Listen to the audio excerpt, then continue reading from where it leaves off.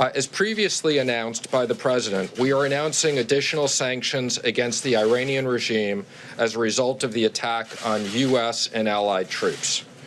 First, the President is issuing an executive order authorizing the imposition of additional sanctions against any individual owning, operating, trading with, or assisting sectors of the Iranian economy, including construction, manufacturing, textiles, and mining.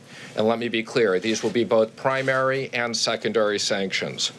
The EO also allows us to designate other sectors in the future as Secretary Pompeo and me think is appropriate. Second, we are announcing 17 specific sanctions against Iran's largest steel and iron manufacturers, 3 Seychelles-based entities, and a vessel involved in the transfer of products. As a result of these actions, we will cut off billions of dollars of support to the Iranian regime, and we will continue our enforcement of other entities.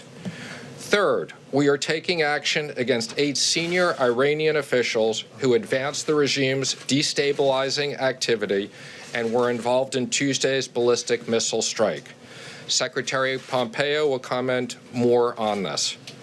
Today's sanctions are part of our commitment to stop the Iranian regime's global terrorist activities. The President has been very clear. We will continue to apply economic sanctions until Iran stops its terrorist activities and commit that it will never have nuclear weapons. I'll now turn it over to Secretary Pompeo. Thank you, Stephen. Good morning, everyone. Today, President Trump is delivering on the pledge that he made. The day after Iran attacked American forces in Iraq, there will be a series of new sanctions. Secretary Mnuchin just mentioned 8 senior Iranian officials that are responsible for the regime's violence both at home and abroad. We're striking at the heart of the Islamic Republic's inner security apparatus.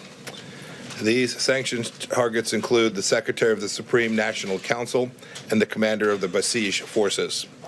That's the regime's brute squad, which has in the last few months killed approximately 1,500 Iranians who were simply demanding freedom. Our action also targets other senior leaders close to the Ayatollah. They've carried out his terrorist plots and destabilizing campaigns across the Middle East and around the world.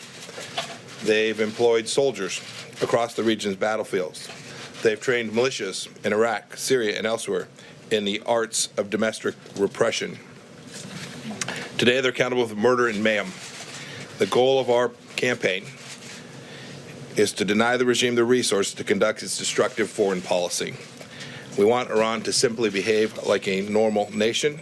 We believe the sanctions that we impose today further that strategic objective.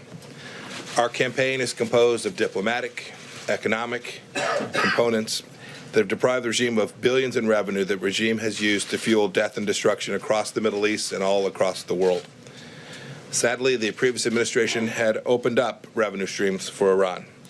But under our administration, oil revenues are down by 80%, and Iran cannot access roughly 90% of its foreign currency reserves. And not even 2 weeks ago, President Rouhani of Iran admitted that our sanctions have cost Iran over $200 billion in lost foreign income and investment. As long as Iran's outlaws' ways continue, we will continue to impose sanctions. Finally, I want to reiterate President Trump's concern for Americans and dual national citizens detained inside of Iran. Iran knows these individuals have committed no crime. They know the charges against them are fake, and we will do all that we can to get each of them returned home safely to their families. We had specific information on an imminent threat, and those threat stream included attacks on U.S. embassies. Period. Full stop. So you were mistaken when you said you didn't know precisely when and you didn't know precisely where. Nope, completely true. Those are completely consistent thoughts. I don't know exactly which minute. We don't know exactly which day it would have been executed, but it was very clear. Qassem Soleimani himself was plotting a broad, large-scale attack against American interests, and those attacks were imminent. Against an embassy?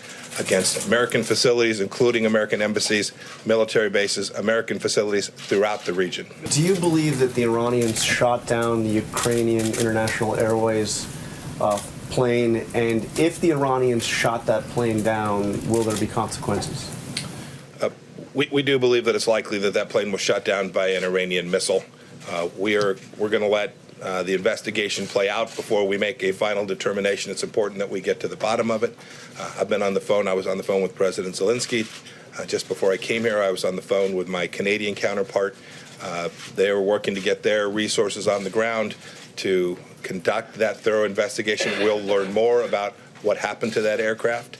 And when we get the results of that investigation, I am confident we and the world will take appropriate actions in response. And let me just... Will we allow the NTSB to work with the Iranians? Yeah, I was just going to comment on that. The Treasury will issue waivers for anybody, whether it's Americans or others, that can help facilitate the investigation.